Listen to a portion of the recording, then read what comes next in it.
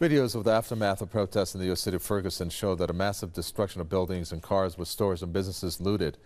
The unrest broke out after a grand jury refused to charge a white police officer over the fatal shooting of an unarmed black teen. Plumes of smoke can still be seen rising above the city. Almost all stores and shops are closed. Huge numbers of policemen are now present in the city. This comes as protesters are holding fresh rallies in the city against the jury's ruling. St. Louis County's police chief says last night's protests spun out of control.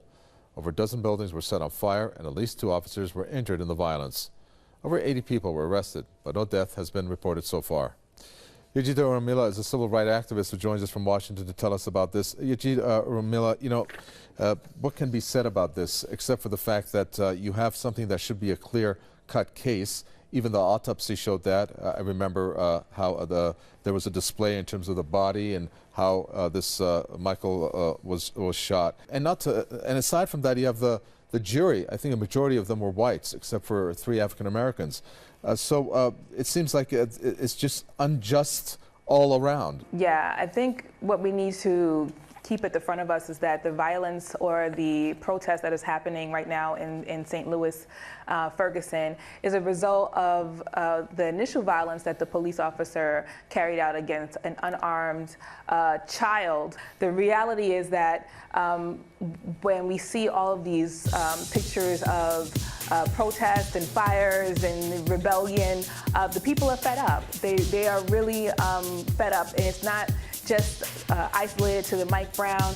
In this country, we have black people who are being summarily executed in the streets of America before Mike Brown and after Mike Brown. There has to be something, there has to be a change in the system, and people are just tired of it at this point.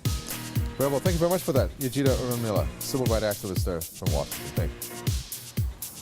Hi there, I'm Darren Howard. And I'm Robert Nisbet. We're taking a look at Ferguson police brutality in the aftermath of what happened when no indictment was the word. Yeah, social activists were really surprised, though, that there was no indictments. And it went from New York all the way to Los Angeles. It was amazing, but it went around the world. Yeah, there were protests in London, in Milan, Italy. Take a look at RT's coverage of those. You're tuned into Video Radio, independent media For an intelligent world. Ferguson, Missouri, a standoff between police and protesters continues.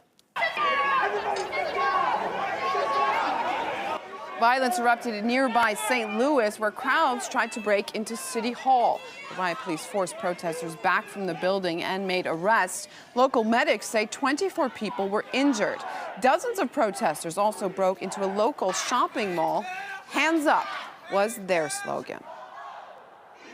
400 people have been arrested nationwide. Cities across America continued to pour out onto the streets after a grand jury voted not to charge police officer Darren Wilson with the death of Mike Brown. Well, in New York, some rallies attempted to disturb the annual Thanksgiving Day parade. With heavy police presence on the streets, some were detained. Across the pond, Europeans also joined a call for justice. This was in Milan, Italy.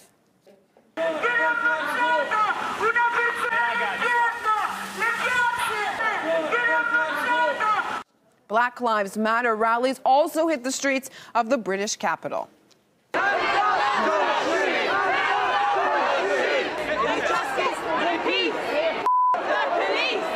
Lives Matter! Black Lives Matter! But Ferguson remains the epicenter of outrage. Here's Ganesh Chikan on the ground. This is where the worst part of the riots unfolded, not far from where Michael Brown was killed. Businesses have been set on fire. The police have blocked all intersections to this street. They don't let anyone near those torched buildings. There's very heavy police presence here. They seem to expect the riots to continue. The sense that I got, having spoken with people in Ferguson, is that most are outraged at the grand jury decision, and they wanted to express that outrage, but they did not want it to turn out this way. In Ferguson, Missouri, I'm Ganesh Chakyan, RT. So we've seen it internationally. It's rocking. It is. People all over the world are upset about this, but I mean, it's not like the States is the only place with a heavily militarized police. And of course, we saw that in Tunisia and Egypt, it was police forces killing unarmed teenagers that sparked those national revolutions. We're seeing the same thing in the States right now. But there was a bit of spillover, especially in New York on Black Friday and at the Macy's Thanksgiving Day Parade. What we always say is make sure you target your protests, make sure you make them effective, and go after the money. Here's a little look at New York. Again, this is the Blackout Friday protest.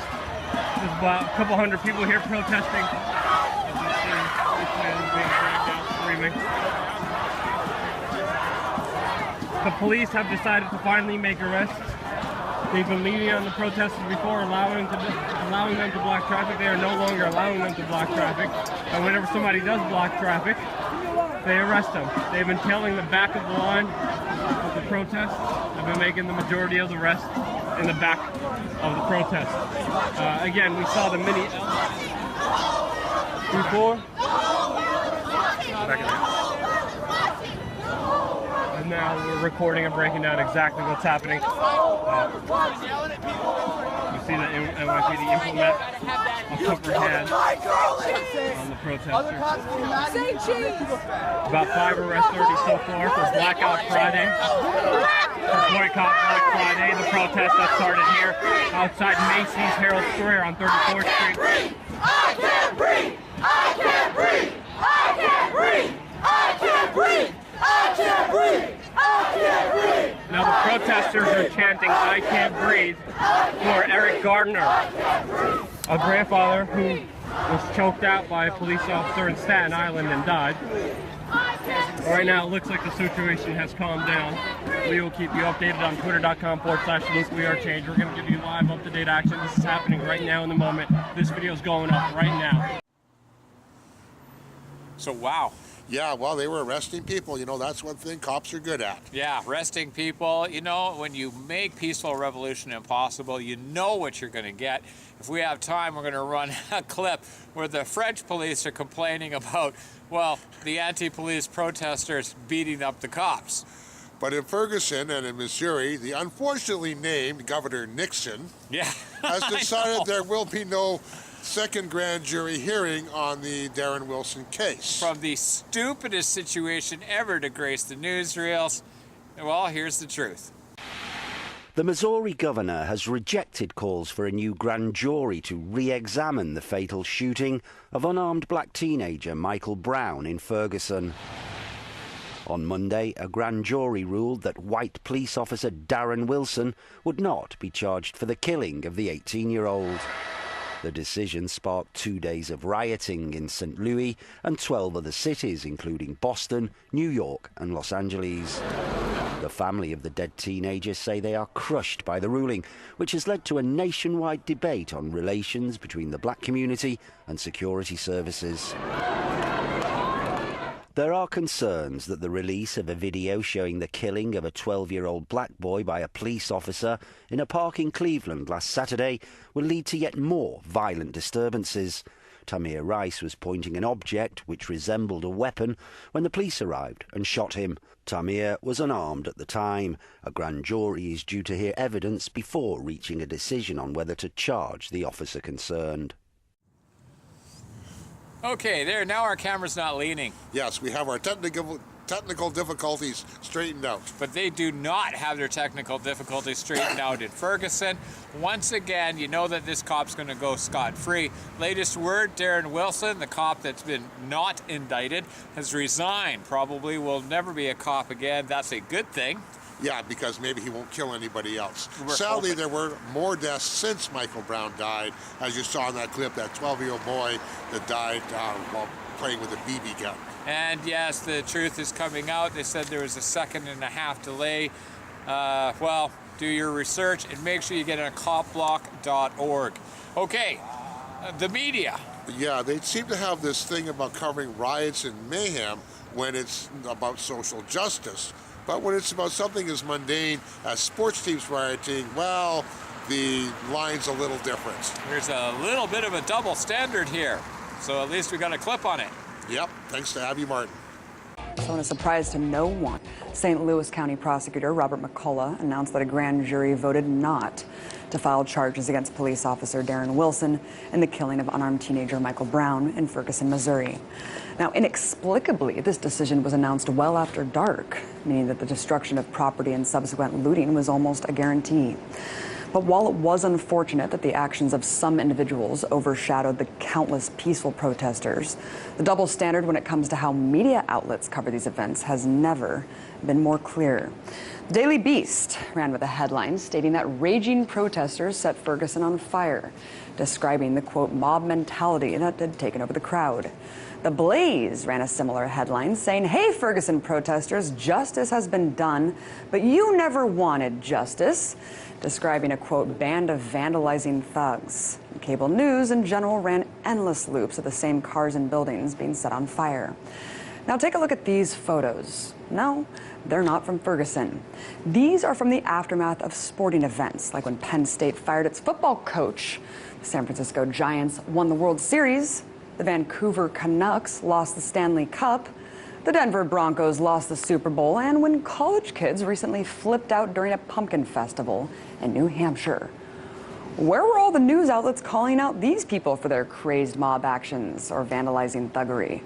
Moreover, where were the troves of riot cops shooting rounds of chemical agents at them? The even larger point is that while the looting and riots that did take place last night should be rightfully condemned, it should not obscure the root cause of why protesters all across the country are outraged at an immunized police state. Well, I'm very glad she decided to include a clip of the Vancouver riots in that segment. I'm going to say it again. The Vancouver riots proved one thing. The cops cannot run a fire extinguisher. Not to save their lives. Yeah, it's just, but it does make good film, and as Obama said during this segment, that we are just after good TV. We're not interested in democracy. Or justice. Yes. So we're going to keep covering this. We're going to cover a story of police brutality worldwide, where we are going to start talking about France, where cops are getting beaten up because of police brutality. And we will be talking about where the real looting is going on in New York, in a place called Wall Street. I'm Darren Howard. I'm Robert Nisbet. You're tuned into Video Radio on Radio Free Canada. Independent media for an intelligent world. Remember to stay tuned for 3 Minutes to Save the World, and we've got a great documentary coming up. In fact, we've got a couple. So stay tuned, and thanks for your patience. And subscribe here. Chaos has broken out on the streets of Paris. Take a look.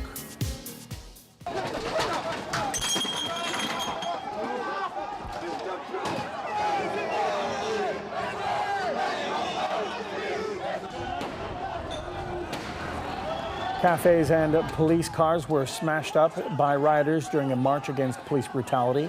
Protests have been ongoing since the death of an eco-activist 3 weeks ago. He died after allegedly being hit by a stun grenade. Meanwhile, French police have held their own demonstration. Officers are calling for more personnel and equipment. They say people don't realize that the police also face aggression from protesters.